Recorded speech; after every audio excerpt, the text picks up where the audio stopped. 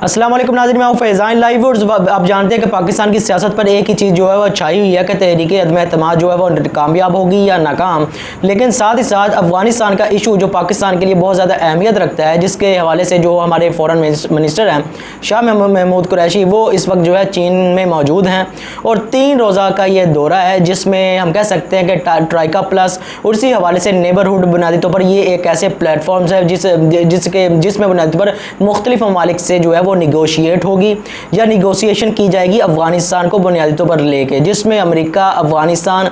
और ईरान जो सेंट्रल एशियाई ममालिक है वो भी शरीक हो गए। चीन तो मौजूद होगा ही, रूस भी उसमें शरीक होगा। तो बुनियादी तौर पर एक ऐसा लाया अमल चीन की तरफ से पाकिस्तान को साथ मिलाकर तय करने की कोशिश की जा रही है कि बुनियादी तौर पर अफगानिस्तान के मामले को जो है आगे बढ़ाया जा सके, उसकी जो एक तरह से उसकी मुआशी हालत है उसकी तरफ तवज्जो दी जा सके और उसको तस्लीम करने के हवाले से जो है वो राह हमवार की जा सके और एक मुतफ़िका मौक़िफ़ जो है वो बुनियादी तौर पर सामने लाना जो है वो पाकिस्तान और चीन का बुनियादी तौर पर एक मुतमई नज़र है बुनियादी तौर पर इस सारी मौजूदा सूरत हाल के अंदर। लेकिन बहरहाल बात करेंगे पाकिस्तान तहरीक अदम एतमाद के हवाले से कि पाकिस्तान की सियासत में जो है वो एक दिलचस्प सूरत हाल उस वक्त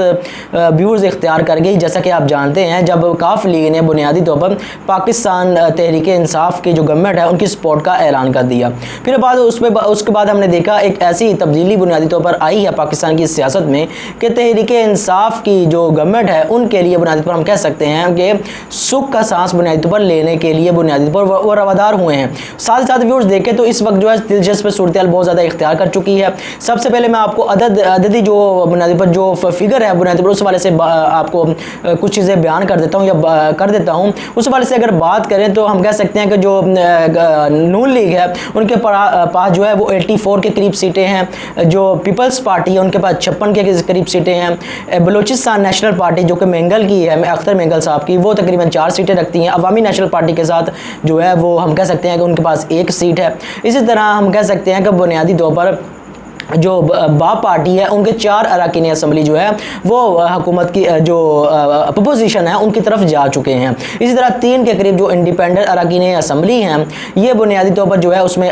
मोहसन दावड़ है, अली वज़ीर है और असलम बोतानी, जिन्होंने आज ही बुनियादी पर आसिफ अली जरदारी के साथ बुनियादी पर प्रेस कॉन्फ्रेंस में पाए गए और ऐलान किया कि वो आसिफ अली जरदारी का जहाँ भी कहेंगे वो उसी तरफ जो है अपना रुख कर देंगे। तो ये बुनियादी तौर पर कहने का मकसद ये है, ये अगर फिगर नोट कर लिया जाए तो ये 168 का डिजिट बनता है, यानी 168 यानी 168 का डिजिट जो है बुनियादी तौर पर बनता है। हुकूमत की बात करें तो व्यूअर्स हम कह सकते हैं कि दूसरी तरफ हुकूमत है उनकी बात करें तो तहरीक इंसाफ की गवर्नमेंट के पास 156 के करीब सीटें हैं, जिनमें से उनके एक MNA जो है वो वफात पा चुके थे। तो हम कह सकते हैं कि 155 सीटें हुकूमत के पास है या गवर्नमेंट के पास है। दूसरी तरफ हम बात करें तो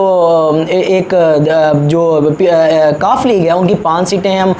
MQM है उनकी 7 सीटें हैं और हम कह सकते हैं जो अवामी मुस्लिम लीग शेख रशीद साहब की है उनकी भी 1 सीट है। और बुनियादी तौर पर दूसरी तरफ अगर बात करें तो बलूचिस्तान अवामी पार्टी की जो एक रुकन असम्बली हैं जुबैदा जलाल, उन्होंने भी PTI की जो हुकूमत है गवर्नमेंट है उनको सपोर्ट करने का ऐलान किया है। जो पिछले फिगर्स मैंने आपको बताए हैं 168 वो MMA का जो इत्तेहाद है उनके 15 सीटें भी उसमें शामिल है, तो बुनियादी तौर पर 168 का डिजिट बन जाता है। तो हुकूमत की बात करें तो तकरीबन हम कह सकते हैं कि 176 और 177 जो है फिगर्स हुकूमत का बुनियादी तौर पर इस मौजूदा सूरत हाल के तनाजुर में बन जाता है। और मौजूदा सूरत हाल के तनाजुर में व्यूअर्स देखें तो हम कह सकते हैं कि ये जो मामला है अभी 50-50 है, क्योंकि अपोजिशन की पूरी कोशिश होगी कि किसी तरीके से बुनियादी तौर पर हुकूमत के अरकान असम्बली को या इत्तेहादी जमातें को जो है वो एक तरह से मनाया जा सके या खुसूसन बिलखुसूस MQM को जो है बुनियादी तौर पर साथ मिलाया जा सके। व्यूअर्स अब सोचने की बात यह है कि आपने नोट किया होगा मैंने बात जो हुकूमत के अरकान असम्बली की है वो मैंने नहीं की या उनको बुनियादी तौर पर शामिल नहीं किया, जिनके बारे में दावा किया जा रहा था कि वो बुनियादी तौर पर 12 के करीब अरकान असम्बली है। लेकिन व्यूअर्स वज़ीर आज़म इमरान खान ने तमाम अरकान असम्बली को जुज़वन या फ़र्दन ख़त लिख दिया है कि तहरीक अदम एतमाद की काउंटिंग के दौरान जो अरकान असम्बली हैं वो असम्बली के अंदर मौजूद नहीं होंगे। ये एक तरह से उनको बुनियादी तौर पर सख्त ऑर्डर है इमरान खान के या उनकी जो PTI की क़यादत है इमरान खान, उनकी तरफ से एक सख्त ऑर्डर जो है वो फ़र्दन ख़त के ज़रिए से वो दे दिए गए हैं अहकामात। और साथ ही साथ व्यूअर्स ये एक दूसरी बात ये है कि इमरान खान की तरफ से ख़त में कहा गया है कि जो पार्लियामेंट के अंदर तहरीक अदम एतमाद के हवाले से जो बहस होगी या उस हवाले से जो एक तरह का अपना एक मौक़िफ़ रखा जाएगा हुकूमत की तरफ से, वो बुनियादी तौर पर हुकूमत के नामज़द जो अरकान असम्बली होंगे या नुमाइंदगान होंगे वो असम्बली के अंदर सिर्फ मौजूद होंगे, बाकी कोई भी असम्बली के अंदर मौजूद नहीं होगा। अब ये जो अरकान असम्बली हैं व्यूअर्स, जिनको एक तरह से इन पर हम कह सकते हैं व्यूअर्स 2 या 3 किस्म के प्रेशर हैं जो उनको बर्दाश्त करना पड़ेंगे। सबसे पहला प्रेशर व्यूअर्स ये है कि तहरीक इंसाफ की गवर्नमेंट ने जो गुज़श्ता दिनों 27 मार्च का जलसा किया है उसका नफसियाती असर बहरहाल इन पर मौजूद रहेगा, जो बुनियादी तौर पर एक तरह से बुनियादी तौर पर इनके लिए मुश्किलात जो है वो खड़ी कर सकता है। और मौजूदा तनाज़र में जब काफ लीग ने यह फैसला कर लिया है कि वो PTI का साथ देंगी और वजारत आला जो पंजाब की है उनको मिलेगी, तो ये एक ऐसा नफसियाती असर है जो बुनियादी तौर पर उनको इसको भी बुनियादी तौर पर बर्दाश्त करना पड़ेगा। और साथ ही साथ व्यूअर्स एक ऐसी तलवार जो बुनियादी तौर पर इन अरकान असम्बली पर लटकी हुई है या जिसमें वो बुनियादी तौर पर तज़ब्ज़ुब का शिकार हैं, वो बुनियादी तौर पर सुप्रीम कोर्ट के अंदर जो सदारती रेफरेंस जारी किया गया है आर्टिकल 63A की वजाहत के लिए,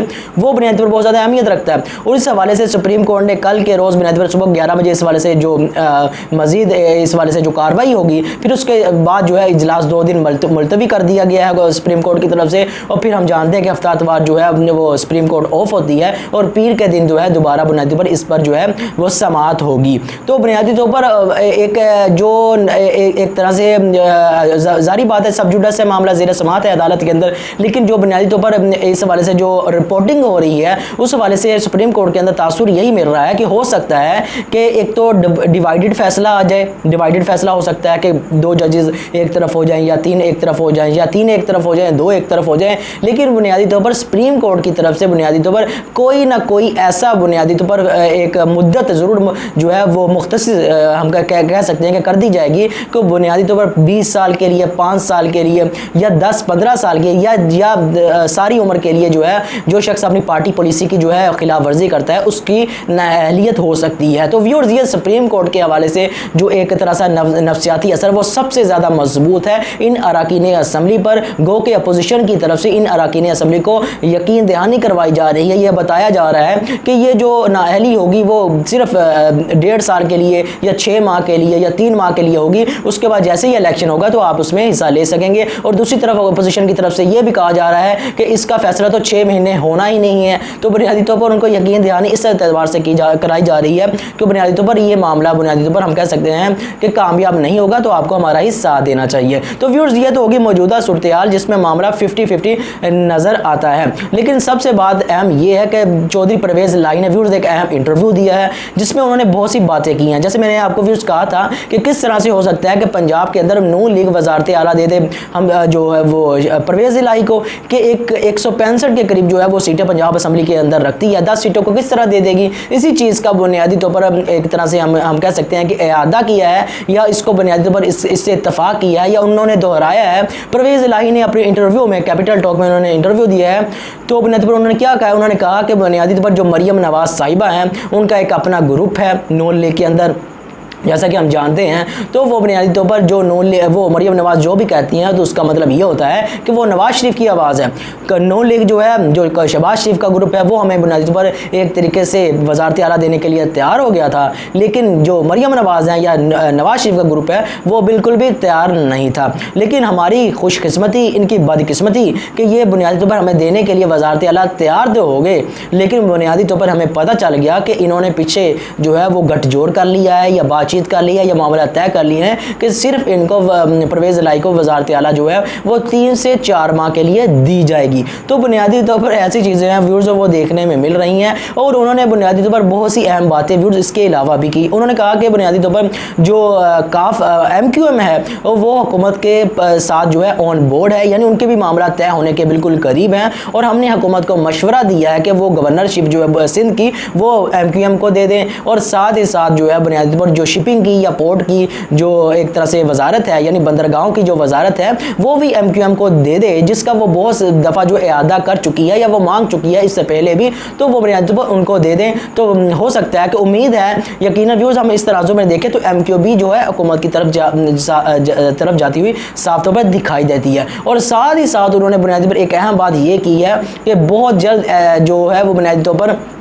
यह तहरीक अदम एतमाद है जो नेशनल असम्बली के अंदर है वो भी कामयाब हो जाएगी और मैं वज़ीर आला जो है पंजाब का वो भी बन जाऊंगा। ये उनकी तरफ से व्यूअर्स दावा किया गया है और वो अपने दावे में माजी के एतबार से देखें तो उनका जो असर और रसूख है या उनकी जो पहुँच है या उनकी जोर तोड़ की जो सियासत है तो वो बुनियादी तौर पर बहुत ज़्यादा अहमियत रखती है। और साथ ही साथ जो जहांगीर तरीन का ग्रुप है उन्होंने कहा है वो ऑन बोर्ड है, उनको एतमाद में ले लिया गया है, वो हमारा साथ देंगे। तो व्यूअर्स ये जो मौजूदा सूरत हाल है वो बहुत ज़्यादा अहमियत इख्तियार कर गई है इस सारे सिनेरियो में। और साथ ही साथ परवेज़ इलाही ने एक अहम बात ये की कि जो बाप पार्टी है या बलूचिस्तान अवामी पार्टी के जो बुनियादी अरकान असम्बली हैं वो भी बहुत जल्द जो है वो वापस आ जाएंगे, यानी जो बुनियादी पर कौमी असम्बली के अंदर जो इमरान खान की गवर्नमेंट है उनको सपोर्ट करेंगे, यानी तहरीक अदम एतमाद के हक में वोट नहीं देंगे। तो व्यूअर्स ये जो बुनियादी तौर पर सूरत हाल इख्तियार कर चुकी है कि बुनियादी तौर पर 50-50 जो हम कह सकते हैं कि इस तमाम सिनेरियो में सूरत हाल है। असल मामला यह है कि इमरान खान की गवर्नमेंट को